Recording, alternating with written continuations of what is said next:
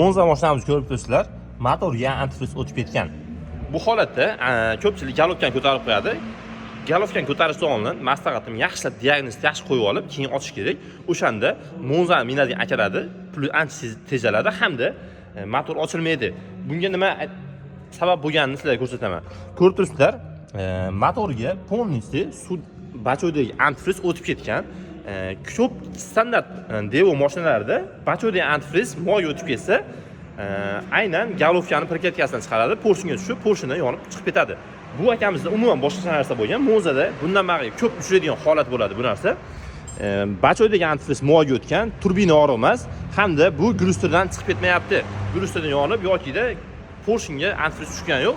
Polnisini motorga haydab yuborgan. Bu narsani qaytadan ko'rsatib o'taman. Sizlar bitta like bosib turasizlar. Bundan bari ancha manfaatli bo'ladi. Bu Monza mashinalarida xuddi shu joyda mana zaglushkasi turibdi, lekin mana bunda yo'q.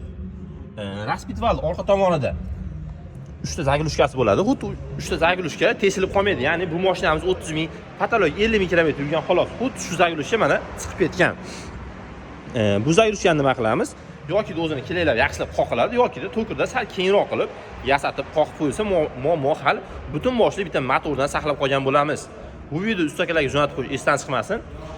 Avvalo Monza minadigan akalar hushyor bo'lasizlar. Sudachka e'tiborli bo'lasizlar. Birinchi kasalligi sudachka ko'tarilib ketadi. Mashina qiynalishni boshlaydi. Xuddi shu holatda antifriz tekshirib qo'yish esdan chiqmasin. Xullas shunday qilib, galovkani ko'tarishdan oldin yaxshilab bachodan kompress berib, dimlab tekshirib olish esdan chiqmasin. 2 soatlik, 3 soatlik mehnatdan ko'ra 1 soatlik yaxshi diagnoz foydaliroq bo'ladi. O'shaning uchun motorni ko'tarishdan, galopkani ochishdan oldin yaxshilab e'tiborli bo'lasizlar. Xuddi shu zaglushkasi bundan bariga ko'pchilikniki chiqib ketib qoladi. Monza akalarga jo'natib qo'yish esdan chiqmasin. Mana shu holatda ko'rib turibsizlar, raspitvallar olingan, seplar bo'shatilgan, yon kirishlar ochiladi. Xuddi shu holatda bemalol galovkani ko'tarmasdan ishni bitirib qo'ysa bo'ladi. Foydali ma'lumot bo'lgan bo'lsa, bitta like bosib qo'yish esdan chiqmasin.